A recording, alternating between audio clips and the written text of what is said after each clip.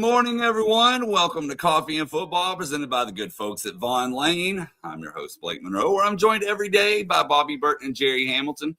Tell us where you're checking in from this morning, what you're drinking, get your questions in. We'll get to those here in a little bit. Got a lot to talk about this morning as well, guys, including off-season workouts starting. So I'm going to play y'all a video that Texas put out yesterday real quick. No sound, though, but at least a little video. Getting after it in the ice. Oh, this sucks. Looks a little cold. I mean, I don't know. That looks a lot. I don't know. I don't have any interest in running with chains behind me. Maybe you guys do. Not in Iceland. That's for sure. Love it. We got a lot of stuff going on today. Longhorns busy last 48 hours in the transfer portal and in high school recruiting. Coach Steve Sarkisian and the guys on the road again this week. Jerry's got some details about that. We'll talk about all of this stuff and more when we get going here today. I want to say thank you first to one of our sponsors. Every Thursday morning's Coffee and Football brought to you by our friends over at Vaughn Lane. Whether it's a visit to Austin, Dallas, Houston, San Antonio, Fort Worth, make sure you check out Vaughn Lane and use the only way to go. It's your private jet on wheels. So if you're a Longhorn fan heading to Austin to see family or whatever it might be, relax in one of their of their 22 oversized first-class seats with Wi-Fi, power outlets, and personal service that makes the miles fly by. Every Vaughn Lane trip includes complimentary snacks, beverages, and hot towel service with complimentary meals available on select routes. Whether you're traveling for a football weekend, Thanksgiving, Christmas, spring break, Valentine's Day, you got to make it down there.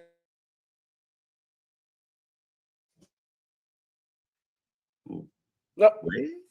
Bobby hit the freeze. It's still freezing in Nashville. It is. Still freezing in Nashville. Hey, I got a question.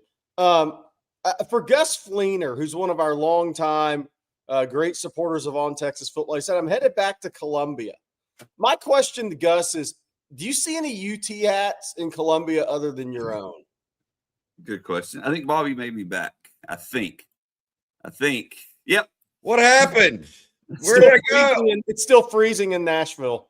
Did I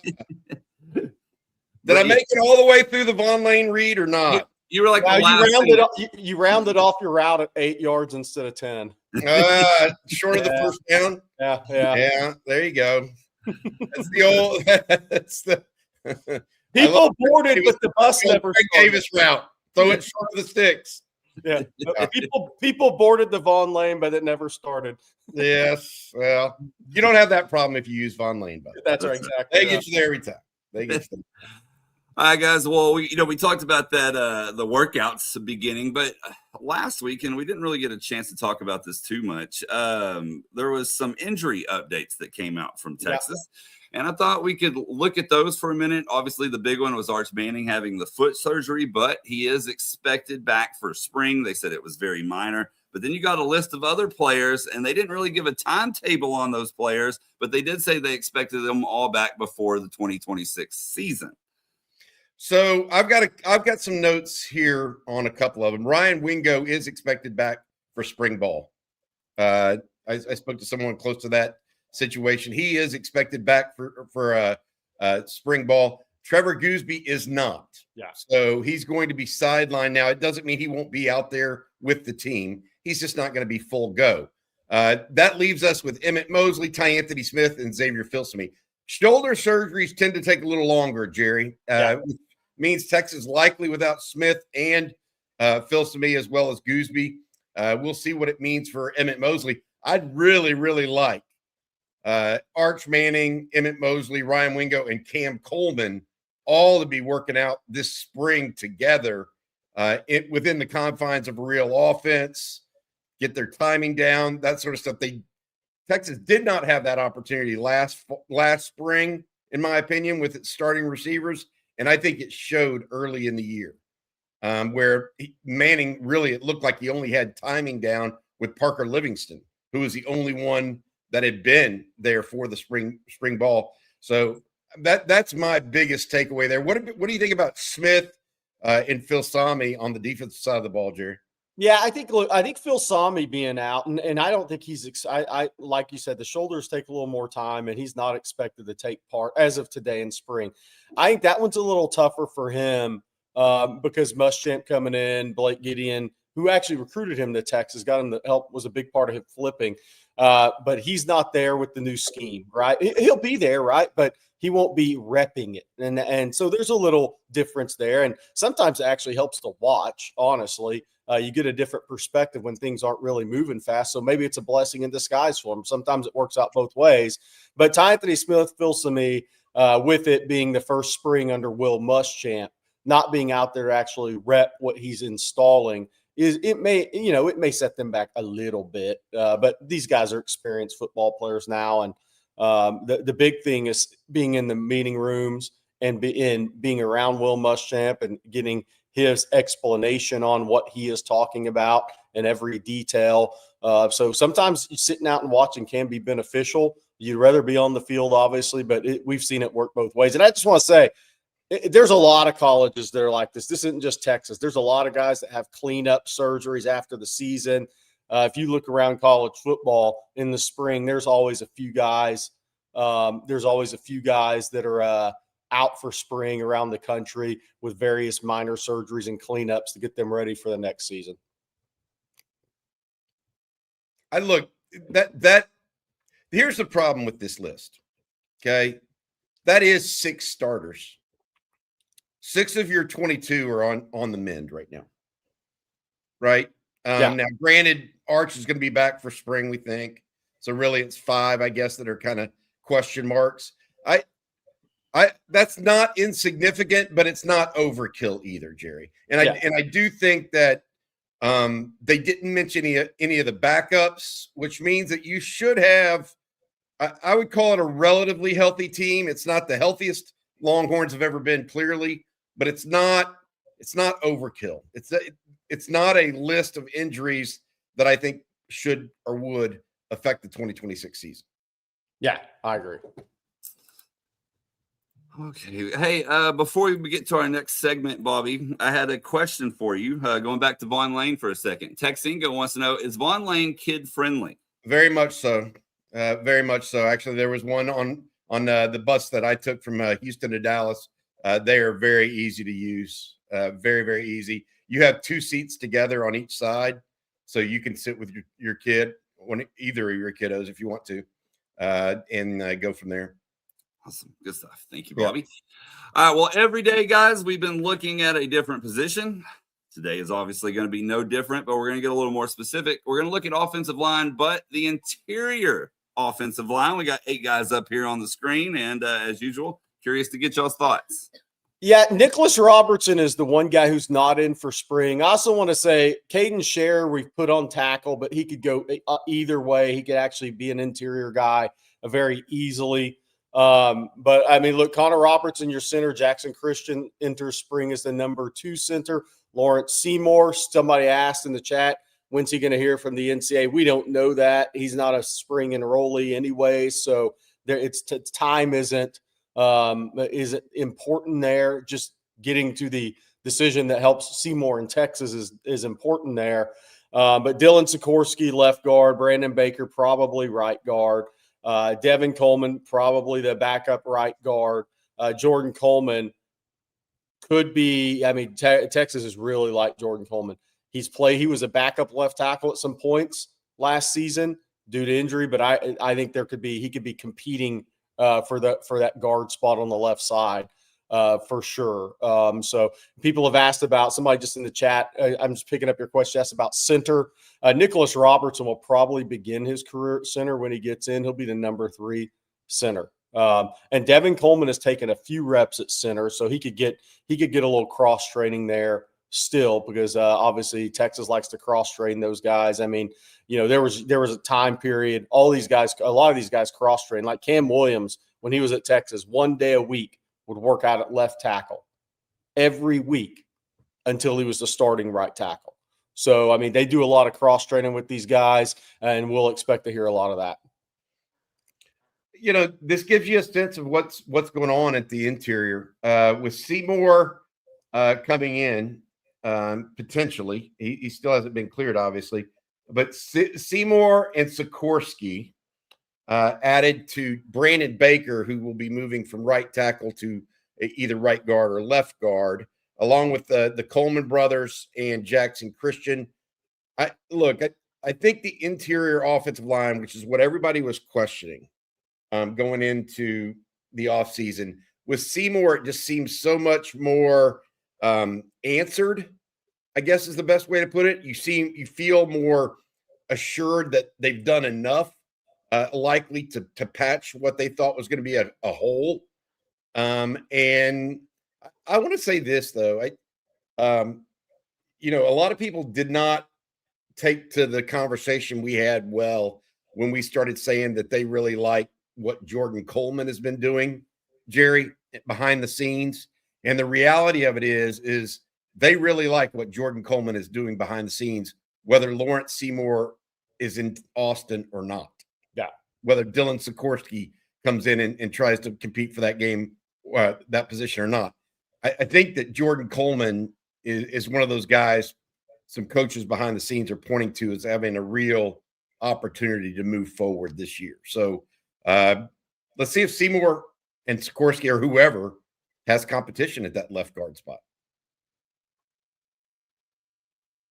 And we have some follow-up questions regarding the offensive line that I wanted to jump over to real quick. Living rent-free in UT says, who do you think will be the center competition for Robertson?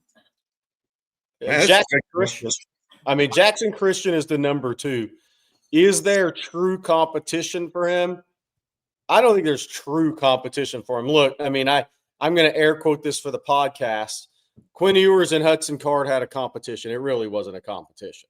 Quinn Ewers was going to be the starting quarterback. Will there be competition? Of course, but Connor Robertson is your starting center. Jackson Christian is number 2. Yeah, I agree with that. They brought him back for a reason. They liked what they saw late in the year. And I think that I'm happy for Connor Robertson, actually. He's one of those guys that stood by it, stood in there, went the right way about things, and now he's starting center at the University of Texas. To that point, though, I think Robertson, Nick Robertson, as well as Jackson Christian will be there. Sikorsky has played some center, Jerry. Lawrence Seymour has played some center. So it could be, if they're looking for more experience in game, and Connor Robertson gets hurt this year, we'll see whether they go to a true backup or move other pieces of the line over. Yeah. And our next offensive line question, and of course he'll be listed on the offensive tackle section, but BB 1964 says, can I get an update on John Turntine? Have not heard much about him. Well, these guys just literally started workouts yesterday. He's going to play tackle at Texas. His whole deal is a great athlete, tremendous prospect. I've talked about him for a while. His whole thing is, he's not a strong player. He just got to add weight to his frame, which I don't think he's going to have a real issue doing. But I think he's going to be a 305-pound guy when he's all said and done, maybe push 310 one day. But he held his weight in the 270s, mid-270s, 273, 4. I think he was when I was by there during the season. He held that through the entire season. But he's a 600-plus pound squatter coming out of high school. This is a guy that has a lot of strength. He has got strength with tackle length as well. He's an 81, 82-inch wingspan guy, 10-plus inch hands. He's got all the measurables. Now it's just going to be about how quickly you want him to gain the right weight. How quickly does he put on that weight to get to that 295 range? But look, I think he needs – if he has to play this year, you've had injuries. This is not a situation where he was coming in to play this season. He was coming in to develop to have a developmental year. So if he has to play this season, you've probably had some injuries, and that's probably not where you want to be. That doesn't mean he's not a hell of a prospect. But I just want to be clear so people understand. It's not because sometimes you say, oh, a guy's coming in, he's 275 pounds on the offensive line. Oh, man, this guy's got to get a lot stronger. No, he just has to add the armor and the weight to his frame. He's a strong guy coming out of high school. There aren't a lot of 600-plus pound squatters at 275 pounds leaving high school. And a couple more OL questions. We have two people asking the same thing. 57 Cal says, is Baker for sure kicking in? No competition between him and Siani at left tackle at all? And Kid 4CA says, is Baker officially moving inside? I think this is a fair question, Jerry. I mean, I would assume that Brandon Baker is at the very least going to fight for that a little bit. But given the makeup of the offensive line, I think that he's likely to move inside almost assuredly. So, because Siani does not project as a guard in any way, shape, or form. Obviously, Trevor Gooseby does not either. Baker is the obvious choice. But to say, is he officially moving inside? I think Kyle Flood will at least give him a run at right tackle a little bit and left tackle even. Brandon Baker could be your backup left tackle, by the way, as well as the starting right guard, depending on Jaden Chapman, John Turntine, some other guys out at tackle. The thing I look at with Baker, because there's been some chatter, he's just going to be the first team left tackle this spring because Gooseby's out. That doesn't help him get prepared to play guard, though. I mean, I think he'll rep at both, but there's not a lot of time to kind of, let's take a couple of reps here at left tackle. Look, he needs a lot of reps at guard because Tony Hills talked about that yesterday. The difference is, and a lot of it is your vision. Look, you're at a right tackle. You're a right eye dominant player because you know most of the time where guys are coming from. When you're playing at a guard position, your head on a swivel. Both of your eyes have to be very active. So I just think, and obviously the footwork's different. So the communication's different. Pre-snap, everything looks different because you're looking for where blitzers are coming from. And where the movement's coming from on the line potentially. So it's a big change pre-snap from the right tackle to guard. And I think he needs as many reps as possible, but that doesn't mean he won't take a few reps at tackle too, but he needs reps at guard. And we got one more offensive line question before we move on, fellas. This one from Brendan. And Brendan asked, if eligible, would Seymour be the plug-in starter off the rip, or was he brought in to elevate the competition? I definitely think that they want him to compete for the starting job. They're not going to give the starting job necessarily to him. I mentioned, look, Texas likes Jordan Coleman. They like what they got in Dylan Sikorsky too. Lawrence Seymour has more experience, period. He's played 1,000+ snaps of D1 football. That doesn't mean he's going to be better than Jordan Coleman. I mean, I would go out there and say that if he is eligible, what percentage chance do I think he is? Let's do it this way. If Lawrence Seymour is eligible, what are the percentage chances he's your day one starter at left guard? I would put it 65 to 75%. I wouldn't put it at 90% or above. Especially missing spring. So that's the real thought process there for me. 65 to 75%. He's your day one starter. Because I think that, I'm telling you, Jordan Coleman's very talented. Dylan Sikorsky has time playing in major college football as well. See how it goes. Yeah, and I do think the missing spring, because you can have a lot of experience, but you're playing in a different system. Western Kentucky was a very pass-heavy system. And then now you're moving to the SEC. It's different talent level athletes. Because remember, he's had a year. He began his career at Miami. And now in high school, he went against young Reuben Bain in practice when Bain was a sophomore. He was a senior. So he's seen that level dude, although Bain was probably 230 pounds back then. But he was at Miami, had the redshirt year. Then he started, played 6 games, started 3.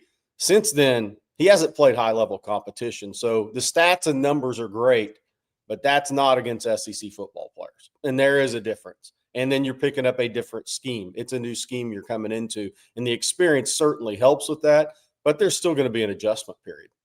I mean, there's still going to be an adjustment period for any player, especially when they're making that big step up in competition where every snap you're going against at that position, you're probably going against a draft pick in practice or in games.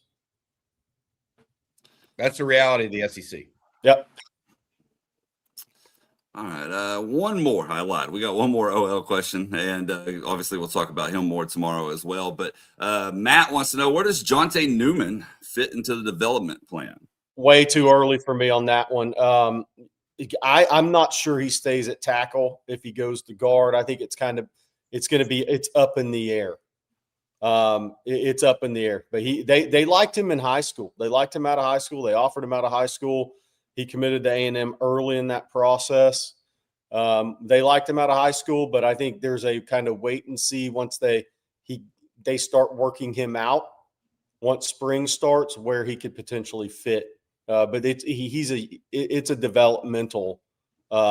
He needed more time out of high school. He wasn't a 1 year and ready to go guy. He was going to be a 2 year. He was going to be a multi-year guy. But he's a talented kid. They recruited him, to Jerry's point. They recruited him as a tackle guard. Yeah, there was no hey, you've got to be this position.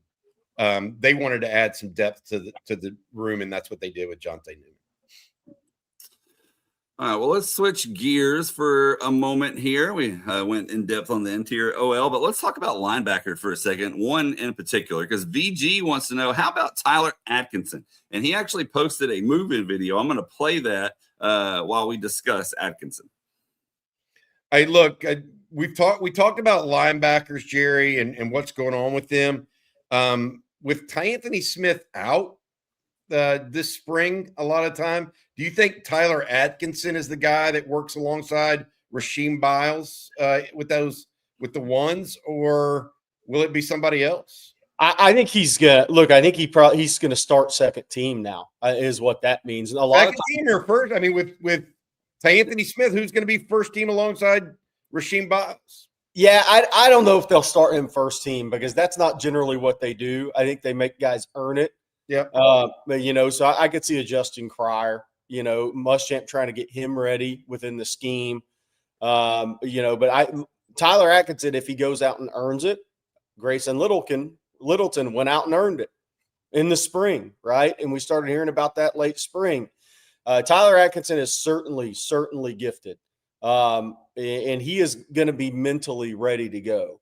But I do think, look, with the Ty Anthony Smith injury, he starts off second team, and he's not going to be outworked. I think, look, there's Derek Johnson still is working with him, has been working with him.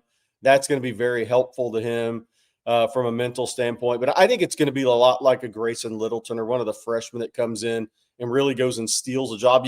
I don't think you hand him first team reps. He needs to go earn that. And I think there's some guys with experience that'll start ahead of him. And then look, if he goes out and earns it, he earns it. He has the capability and he has the talent to do it. But I still think it's very important to make him go earn that, especially because the guys you brought in too are going to be needed. I mean, you need a thumper. You need a guy that understands, that can play in Muschamp's scheme as a thumper as well.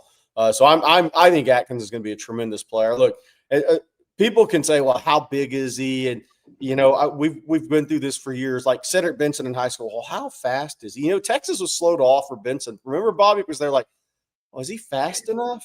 But at some point, you just look at a guy and say, he had 500 plus tackles in high school. Cedric Benson ran the football for 3 straight years physically and produced. Tyler Atkinson's kind of like that at linebackers. Sometimes you're just a hell of a football player at the end of the day. But I think Tyler Atkinson's got a lot to learn too, Bobby, because he's a guy you'll want to move around. You want to blitz him off the edges and overhang. And he's got to be able to hold the edge there. He's got to learn coverages right at the next level, and things are going to be moving so fast for him. But if he goes out and earns it, he earns it. He's a hell of a talent. Jerry, you and I would have never guessed Grayson Littleton would be the guy No. coming out of. I mean, we just didn't. We didn't foresee that. I'm not saying the coaches foresaw it either. By the way, Oh, yeah. Sometimes people just take to it like a duck in water. Is there anybody outside of Tyler Atkinson that you would say, hey, this guy kind of just gets it right away? Lance Jackson got it right away. He was just playing at a position that was a little bit more competitive, in my opinion. Yeah. What there are other guys in this recruiting class for Texas that you think could be a player right away? I think it wouldn't shock me, even though he reclassed up, If Richard Wesley was similar to Lance Jackson like that. Look, his trainer, who we need to get on the show, but he's in California, and it's pretty early to get him on a show, one of these shows. Trey Lewis, when I watched him work him out this summer, Trey Lewis does a great job.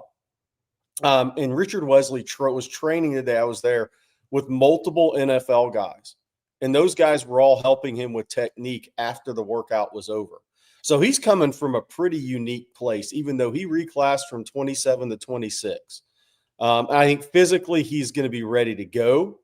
So it wouldn't shock me if we didn't hear some of that, okay, this guy looks a lot like Lance Jackson did coming in. I think Wesley's also a smart kid, like Lance Jackson is. I think he's going to be able to pick some things up pretty quickly and understand and apply it to the field. I mean, you never know for sure. I think that's the biggest thing.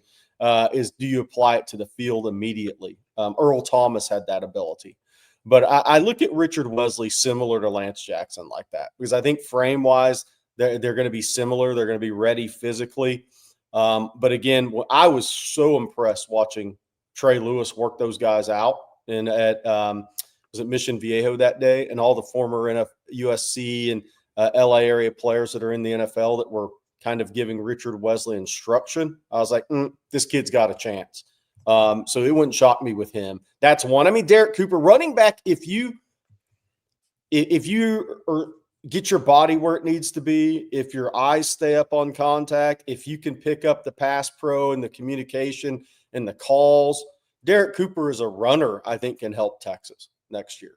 That's another one I would look at. Samari Matthews is a wild card, because you could just be like Manny Muhammad and be able to just pick it up fast and start making plays. Could he push for a second team corner spot? And that gives Texas the needed depth at corner that I do think they need coming out of spring. Those would be my guys. And I don't want to discount Jermaine Bishop, because Jermaine Bishop may just be hell on wheels as a football player, Yeah, you just don't know. Yeah. That's why when we were talking to Tony Hills yesterday, one of the things that struck me, Jerry, when we were talking to him, he started talking about just the know-how of how to play the game. I mean, it's nothing. You can't grade that. You can't grade, like you can grade explosiveness and feet quickness and, ability to catch the ball, how fast you are. You can't. How do you grade know-how? Like Michael Taft is a perfect example. Was not going to wow anybody with his height, weight, speed, any of that other stuff. But his know-how, invaluable. Yeah. I think that's where somebody like Kelvin Banks is like that. He had a know-how of how to play the game, and you can't judge that. And I certainly don't think you can judge that off of high school film where the talent hasn't been raised. Yeah. Where they haven't been asked to perform with like-minded athletes all around them and on the opposite side. Yeah. And so that's one of the things that makes recruiting an inexact science, in my opinion, but it makes it interesting to watch. And like you said, they did get back on the field yesterday. A lot of people have asked us, like, how are the freshmen looking? We will know more next week, really. Yeah. They'll get through their first week of true workouts this week, and we'll probably hear some more at that time. To your point, the point you were talking about, I think the most underrated thing in athletics, period, is its athletic instincts, which you can show up whether you're learning tennis and you're a football player, right? If you're a basketball player and you go out and you play golf, do you athletically have those instincts and understand sports? That's one. And I think two, kind of, it goes with that, is just reactive quickness as an athlete. Reactive quickness may not be totally pushed to the limit in high school because you're so good.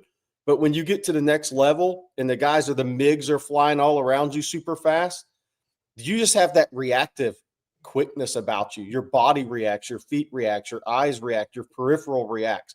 Guys that have elite like body quickness and reactive quickness, they take off and run every time they're challenged to the next level, from college to the NFL.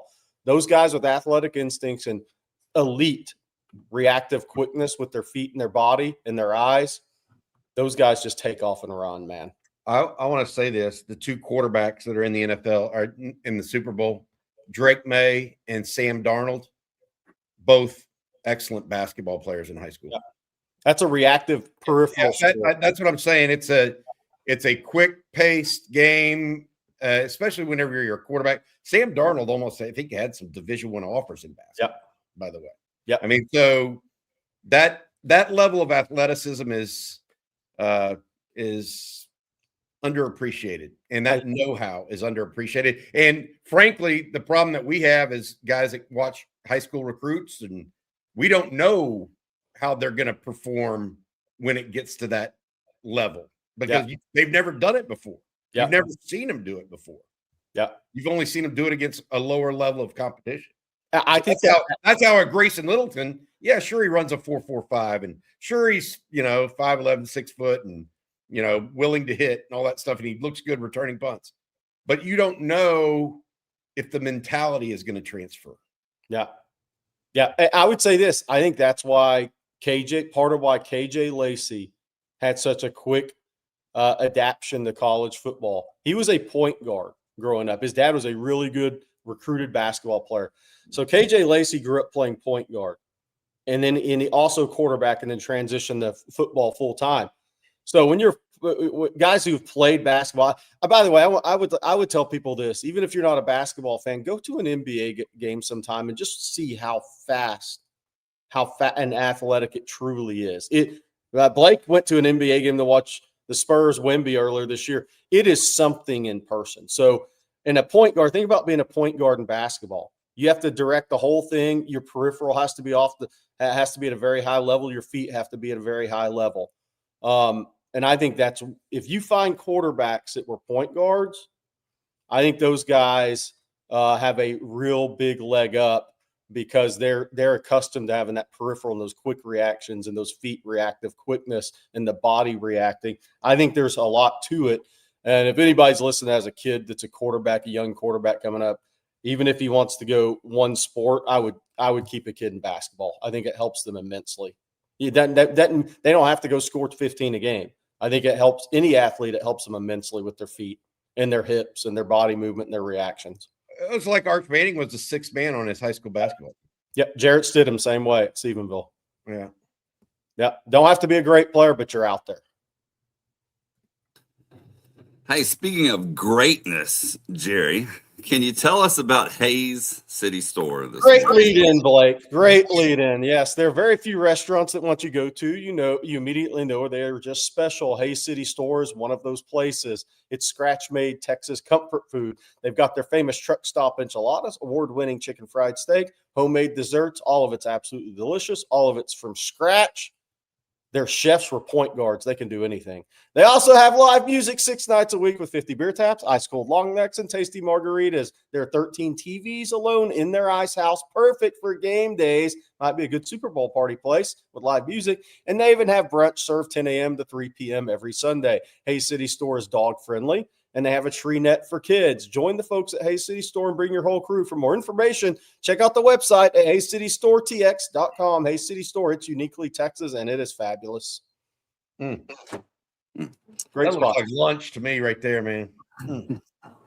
Well, I'm going to tell everyone about Prize Picks today. Whether you're starting a new routine or making player picks for the first time, trying something new can be hard. But in life and on Prize Picks, it always feels good to be right. There's high-pressure playoff matchups every weekend, elite hoops action almost every night. It never stops, and Prize Picks lets you take control. And they have everything. You can choose from the NFL, college basketball, NBA, NHL.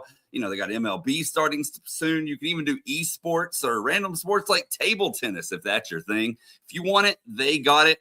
And, of course, the big game is around the corner, and Prize Picks has a giant max discount. It's live in the app now. Drake May just needs one passing yard for the max discount to win. Just add another player to your lineup, and if your picks hit, you can cash in. Don't forget, Prize Picks is now available in all 50 states. So go download the Prize Picks app today. Use code ONTEXAS to get $50 in lineups after you play your first $5 lineup. Again, code ONTEXAS to get $50 in lineups after you play that first $5 lineup. And that's Prize Picks. It's good to be right. I think he's going to pass for 1 yard. I'm just going to. I would hope so. I think he will. Otherwise, it would be the worst. Well, I was thinking about that. What's the worst Super Bowl performance by a quarterback ever? Good question. There's got to be one that's just brutally bad. I can't think of it right now. Somebody mentioned it in the chat that's more of an NFL fan than me. Let's see. Fewest passing yards in a Super Bowl is 61. Denver Broncos in 78. I don't know who the quarterback was. Morton? I think Craig Morton would have been the quarterback. Yeah. Tony Eason had 0 passing yards in Super Bowl 20, but he got hurt, obviously. I'm pretty sure. That was against the Bears in 86. Lowest passing yards for an MVP of a Super Bowl was Roger Staubach with 119.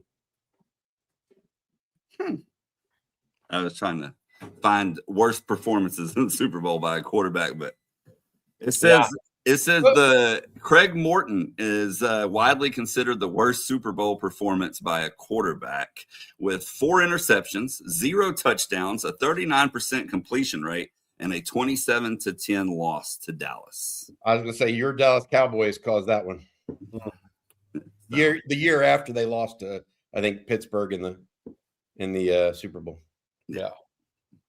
And then another one that it lists is Kerry Collins for the Giants, 4 interceptions, 1 touchdown, where they lost 34-7 to the Ravens. So those are considered the worst 2 by ChatGPT anyway. That Ravens was the best defense, arguably, ever.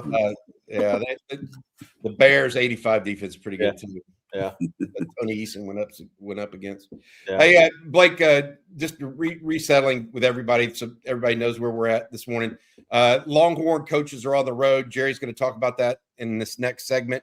Yeah. Also, Texas loses in basketball last night, 88-82, I believe was the final. Sean Miller had some funny things to say in that. We'll talk about that in a second. Also, Texas still coming off of 2 commitments in the last 48 hours. Lawrence Seymour, an offensive lineman out of Western Kentucky, who is contesting his eligibility for a 6th year, as well as Cam Hall, who we had on the show yesterday, defensive end out of Mansfield Summit. Jerry, let's start with basketball because Sean Miller had another quote last night. He's all about getting fouled these days. What was the game like? And then let's share the quote when we get a chance, please. Yeah, look, it was Texas got off to a hot start shooting, but I said on this show and on radio in Austin, Auburn was one of the toughest matchups for Texas, I think, when I look at the SEC. From a personnel standpoint, Keyshawn Hall, it's unorthodox. He doesn't have a great basketball body type. That guy's a hell of a scorer. Naturally, we talk about guys with athletic instincts and just he a hell of a scorer, man. He's the best scorer, I think, in natural score in the SEC. Auburn they don't lose much at home. Bruce Pearl didn't leave his son a dud. They're a very good team.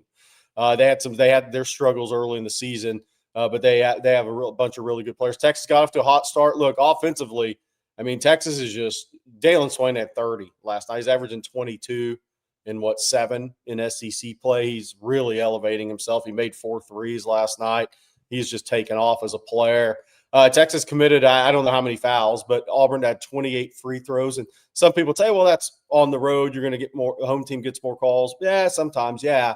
But this is Texas's issue right now is offensively, they're playing tremendous. They're top 10 in the country in offensive efficiency. I don't think Texas basketball has ever been that I can remember. Even the TJ Ford days, I don't think they were top 10 efficiency. And I'm super excited about the future of Sean Miller at Texas. He's going to do really good things. He's got really good guard scores coming in. They're going to do big. I think they're going to do well in the portal as long as they can compete in the correct sandbox from an NIL perspective. Otherwise, you have to build it different. He came to Texas to actually build a program. That's why they took so many multi-year players.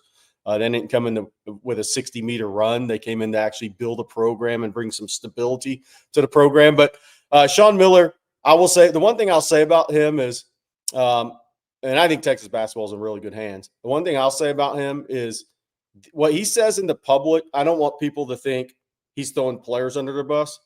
Those guys are hearing the same message before he ever goes to the mic. He's an experienced winner. He's not doing those things. So this clip right here, these guys here, they hear it before it ever makes its way to the podium.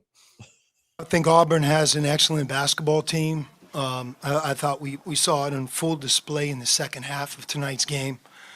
We knew coming in that they were a real problem in terms of free throw attempts, getting to the foul line, their ability to attack the rim, get second shots,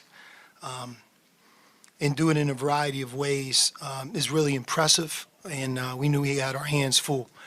We had no solution man-to-man, guarding individually, guarding as a team.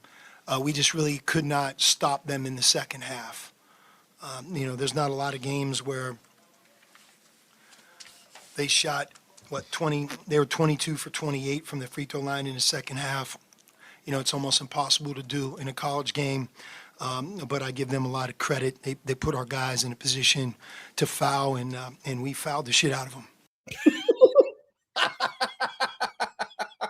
That is not AI, by the way. That last line was not AI. Yeah. When they put us in a position to foul, and I give our guys credit, they fouled the you-know-what out of them. Yeah. I mean, Rodolfo says, why is he so nonchalant? I don't know. I don't agree with that. I don't think he's nonchalant at all. Hey, Jerry, where going on to football, where are the coaches at this week? You've had a couple guys you want to talk about. Yeah. That they're out and about from football. So today they've been in Houston. Tuesday, Wednesday was the big run through Houston. Number of staff members were out. They saw a lot of 27 prospects, threw out some offers. And not all offers are the same, but threw out some offers in 27 there. They offered Joseph Adai's son in 28 yesterday at Shadow Creek. Jalen Adai, he's a sophomore, pretty good receiver there. Obviously, he's Joseph Adai's kid, but a really good receiver at Shadow Creek. Also over there is B.J. LaFell, who's a freshman who Texas will offer down the road. Is that Brandon LaFell's? Yep. They committed to LSU the same time, the same year. Now they got kids. Now they got kids at the same school. But B.J. LaFell may be a D1 basketball player too. So he plays with John Lucas's AAU team. He's really talented in both sports. He's a varsity basketball player at Shadow Creek. So Texas saw those guys. Now today is it's not a big one. I mean, Easton Royal is on campus, but Sark, Chris Jackson, and Jabbar Jaluk are scheduled to be at Brother Martin to see Easton Royal today. Jaluk's bouncing around in New Orleans area. Chris Jackson, I'm sure, will do the same. Then I think Jackson and maybe Jaluk too, but Jackson for sure heads to Florida. I think another coach or two will be in Florida as well. Blake Gideon was up in Arkansas for a day this week, seeing an A&M commit and a couple other young defensive backs. But I wanted to bring a guy up today because Chris Jackson will see some receivers, I think, in Florida Friday. IMG Academy, this is how recruiting changes. This kid is Eric McFarland. He was a 2028. Now he just reclassed to 27 in December. This guy's a reincarnation of Jalen Waddle. This guy's an explosive jet. Now, he is a special little slot player. 5'9", 175. Absolutely can roll. I think he's got the fastest 40 time at IMG. He averaged 20 yards a catch at IMG in what would have been his sophomore year at playing a national schedule, some of the best high school talent in the country. But the video is not really playing clearly, but this guy is the closest thing to Jalen Waddle I've seen since Jalen Waddle came out. There's a lot of comparisons for players. but this guy has that acceleration. Watch this. I mean, these are national teams. He just leaves guys in the dust, man. This guy's quick. He's darting. He's explosive. He can score from everywhere. This guy this is how recruiting's changing now, because he goes from 28 to the 27 class, and he's instantly a top 3 or 4 receiver prospect in the country because of that speed. Like, some people compare him to Zach Branch. He's faster than Zach. He's even more explosive than Branch. He's closer to Jalen Waddle, in my opinion. Texas likes him. We'll see where it goes. He has about 35 offers that he had during the season. But this is one of the most explosive players in 27. That's how recruiting is changing in the high school level. Some of these really good kids are reclassing up, and then that kind of changes your calculus on what you're looking at in that class. So Texas has a lot of interest here. We'll see if the kid has interest back or where it goes. But I just wanted to show that this is where only 35 offers. This is where recruiting's changing. Like, Richard Wesley reclassed from 27 to 26, instantly became one of the top edge prospects in the country. This kid just did the same at receiver, and he is a absolute jet. Interesting that, Jerry, we could have foresaw this, I guess, because you and I first started 30 years ago, you just waited until after your prom and then went to college, basically had played your senior year. Maybe you ran track or did whatever.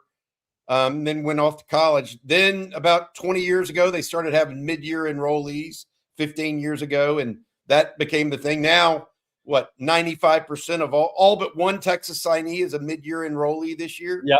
Everybody from recruiting. So all it really is speeding it up another semester, I guess. Yep. And perhaps with online courses now as well, the ability to take online courses, you can get more academic courses taken care of that way. It's interesting that a 28 is going into this is starting to happen more and more frequently. I will say this, just from watching him, I mean, it's not going to be an athletic issue for him to keep up with the upperclassmen. No, it's not. I mean, he's got explosiveness in every single way. He's got the ability to make people miss. Do you know where he's originally from? I don't. I think Baltimore, but I'm probably wrong on that. I need to ask the guys at IMG. Okay.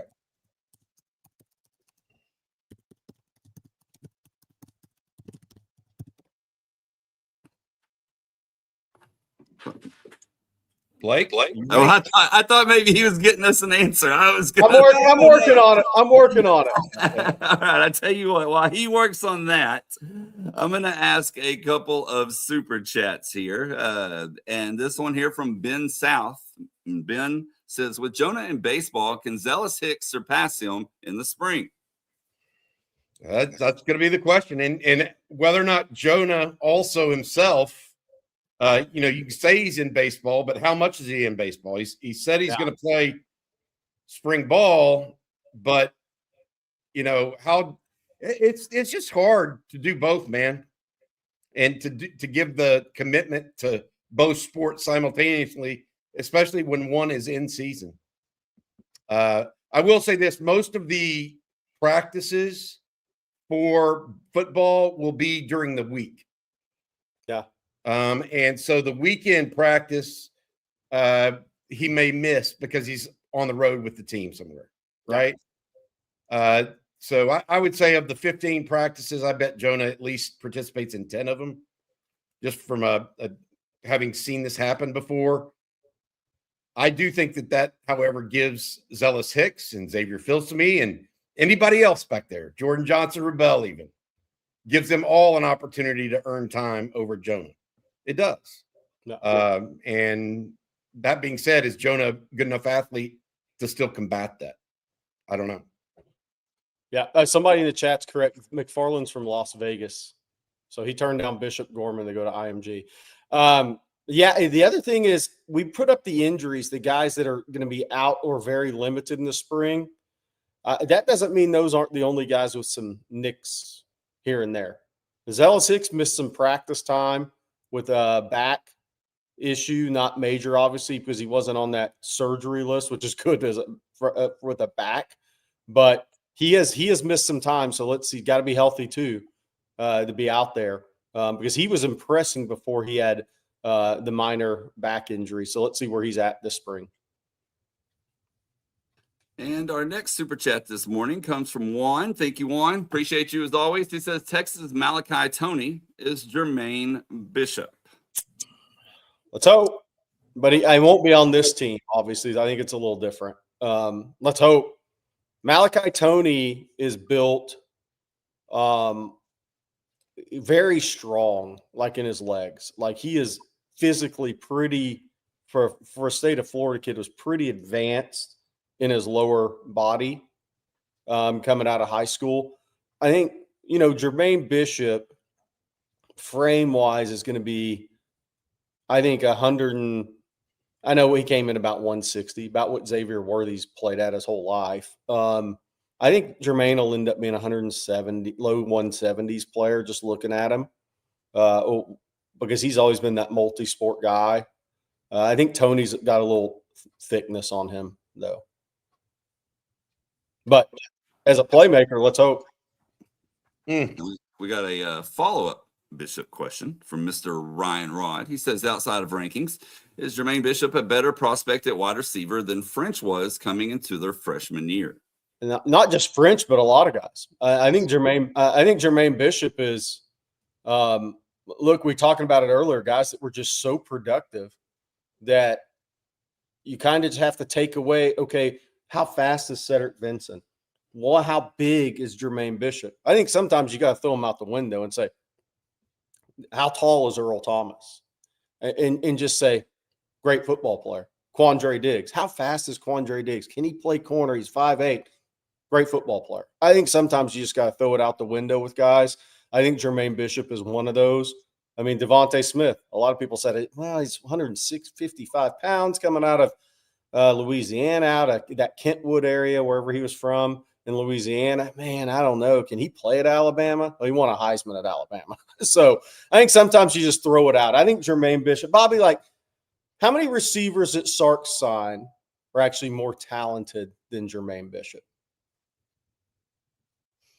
I think as a football player. Yeah, I think Xavier Worthy is as talented or more so. That's where I was going with it. Xavier Worthy's start, stop, yeah, and acceleration is just freaky. Beyond that, I mean, he's more talented. Jermaine Bishop, he has juice. Yeah, I don't know how else to explain that. Like Khalid Lockett, I think is going to end up being a good player for Texas, but I don't know that he has that extra gear. You know what I mean? And nor will he ever. Right? Ryan Wingo would be probably in that category for me because he's got the height, the weight, he runs through arm tackles, and then he's got the long speed. So I would put Bishop up there in those three categories, or the category of those three. Personally, those would be the ones. Yeah, I think Bishop and Worthy are right there together. Interesting. If he's that good and can, the thing that people don't realize is Xavier Worthy was a really good route runner when he decided to be. Yeah, he really sold things. I don't know that Jermaine Bishop has had to do that. Yeah, in high school. He out-athleted everybody. Marcus has a good not unlike Malachi Toney, out-athleted everybody, and it's still out-athleting people at Alabama or at Miami. He might get better though. Yeah, Marcus, a good question. I was part of On 3 national rankings. Then we ranked Worthy as a 5-star. We were the only ones that had him as a 5-star. But it was just like that, and that was tough back then because the COVID years. Worthy didn't have a senior year of high school or a junior year of track. So nobody knew how fast he actually had gotten or was. But I think the similarity for Worthy and Bishop, and the Bishop rankings were all over the place this senior year. I mean, some people had him outside the top 250 at the beginning of the year. And I just watched the tape. I couldn't understand it. But is their toughness at their size and their willingness to be physical at their size? They don't shy away from contact. So you're athletic and you don't shy away from contact and you're a playmaker. I think that's where my main similarities. I don't think Bishop is going to run 4.2 at the combine one day. I think he's going to be a slightly bigger frame guy too, but I think it's their toughness and their mentality.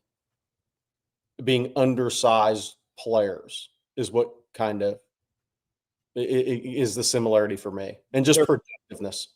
They may have track speed, but they're football players. Yeah, that's how you define a Xavier Worthy. I mean, you knew that the first time you saw him because he went out there at 155 pounds, 160 pounds, and actually hit somebody. Yeah, and took him on, as opposed to skirting out of bounds quickly as possible.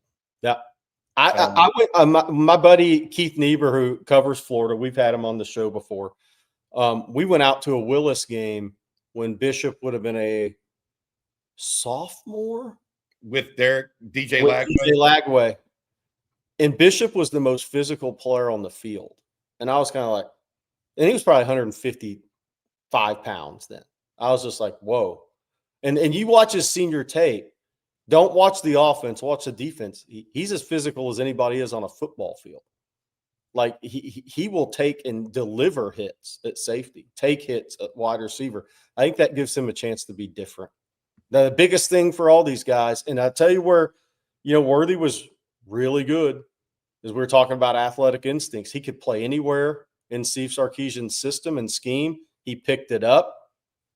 I mean, you could move him or you could do anything with him. If Jermaine Bishop has that piece of the equation, watch out. I mean, Worthy was football smart. All right, Bobby, before we move on, I'm going to let you tell us one more time about Vaughn Lane. Let me see if I can do this right. If you're tired of the stress, delays, and mediocre service of air travel, as well as long drives, you deserve better.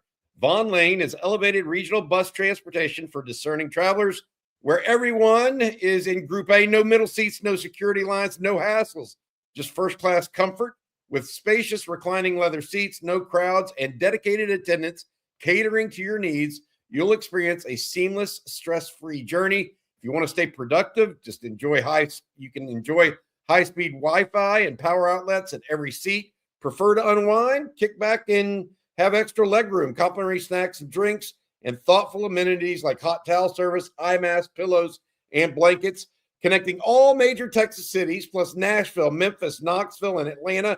Vaughn Lane has served more than 1 million passengers and traveled 21 million miles, ensuring you arrive rested, accomplished, and refreshed. Don't let transportation ruin your plans. Upgrade your journey today. Visit VaughnLane.com. Use promo code OTF26 for $20 off your first trip. Vaughn Lane, first-class travel without the hassle. Well, let's get to a few more questions before we get out of here today. We got another super chat. This one from Mike's Hard Takes. He says, I was a middle school coach at Cedar Hill in 2024. Jordan Coleman is a dog. Let's have it. I saw that at Cedar Hill. Look, and he's the triplets, obviously Isaiah Coleman at Texas as well. The smallest is 292 pounds, by the way, which is wild. Then there's get the 335 and 355. Boy, talk about an NIL deal, just what the parents saved on groceries when they left. That's an NIL deal.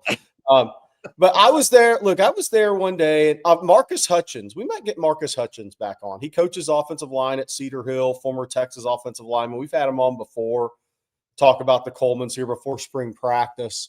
But I was there one of their weight room max out days, and Jordan Coleman as a junior was 600-pound squatter. And Devin Coleman went first. I think he was 580, and I was like, wow, that's pretty impressive. Then Coleman got up there and went 600, 610 and shut it down. And I was just like, those are massive numbers for kids that age. And that also shows that he can bend. Those are real squats. Those are deep squats now at 350 pounds. So he had the hip flexibility, the ankle flexion. You got to have a lot to you to squat that number, in my opinion. So Jordan Coleman's a very talented guy. Again, a guy that came down to Texas, Oklahoma, Ole Miss, Tennessee. SEC recruited, highly SEC recruited player. Devin Coleman, the same schools. SMU tried to get all three of them. That didn't work. But let's see what those guys can do, because they are not without talent. And then we have a question here from another one from Ryan Rod. And he says, is Justice Terry healed from whatever kept him out of the Citrus Bowl? We'll see. I'll try to get an update on that, but he wasn't on the surgery list, which was good because he had the shoulder pec area, which he had that in high school. He missed a few games his senior year.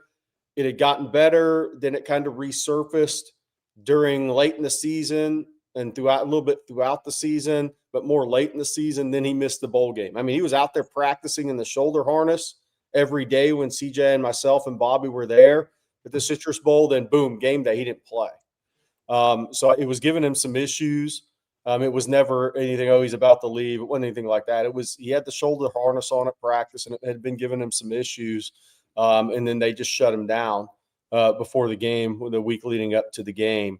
But he's not on the surgery list. So I'll make a call and get an update on that today or this week by the start of Coffee and Football Monday. And Way More Blues says, when are they going to put grass on the field at DKR? Bobby, you got anything there? Well, I want to say this. So Chris Del Conte does his State of the Union speech on February 4th. I'm sure he's going to get this question. What he has said publicly previously is that once the indoor facility is complete in 2026, and that is, last I heard, was between June and July of this year, they will look at putting grass on DKR the following year. So get through one project in football and then start the next one. So that's what I am expecting him to say. He could change all of that in a moment's notice, but that's what I'm expecting him to say on February 4th when he does the State of the Union.